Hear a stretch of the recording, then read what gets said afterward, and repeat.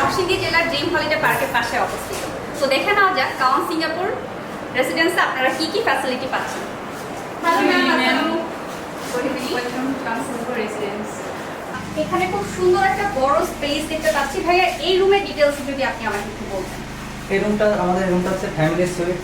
যারা ফ্যামিলি আসবে তারা আমাদের হচ্ছে এরকম থাকতে পারবে, প্লাস হচ্ছে সুইমিং পুল ব্যবহার করতে পারবে। আমাদের বড় একটা সুইমিং পুল আছে পুরো ফ্যামিলি।